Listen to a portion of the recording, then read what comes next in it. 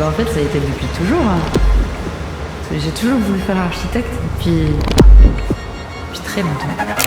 Céline a fait l'État. Je pense que jeunesse et l'instruction. Sortie du bac, je me suis dit voir un peu le monde du travail. C'était pas ma plus grande expérience. Ça m'a donné aussi envie de reprendre mes études aussi au final, parce que je me suis dit mais je me vois pas du tout faire ça toute ma vie, il faut que je fasse quelque chose qui me plaise, et puis ce qui me plaît en fait au plus profond c'est l'architecture. Je me suis dit, il faut essayer, peut-être que ça pourrait me plaire autre chose, mais même moi, je sais pas pourquoi j'ai voulu tester quelque chose d'autre avant de me lancer, on va dire, à fond dans l'architecture. Il y a beaucoup de mes collègues, ils ont développé une certaine sensibilité à l'architecture et je trouve ça vraiment impressionnant que moi, j'ai pas réussi à développer, je trouve, au cours de ces années d'études.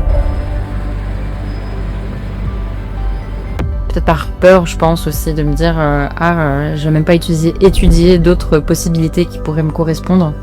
Même si l'architecture, en fait, au final, me correspond à 100%. C'est marrant parce qu'au début, je pensais que c'était toute la partie conception et dessin qui m'animait dans l'architecture, devoir concevoir et imaginer. Et en fait, plus j'avance et plus je me dis c'est vraiment un truc qui n'est pas pour moi. J'ai pas assez de, j'ai pas de créativité, mais c'est pas pour moi tout ce qui est la conception artistique d'un bâtiment. Et je me suis trouvée à adorer la planification. Après, il y a tout l'aspect sur le chantier, mais aussi tout l'aspect avant, comment organiser, quel corps de métier intervient à quel moment. Ah, ça, j'ai bien aimé. J'ai toujours aimé le dessin, donc forcément c'est quelque chose qui m'a guidée. Et puis est-ce que j'ai voulu être peintre? Bien sûr. Est-ce que j'ai voulu travailler dans l'art? Ça c'est sûr de tous les cas. Même si l'architecture en fait au final me correspond à 100%.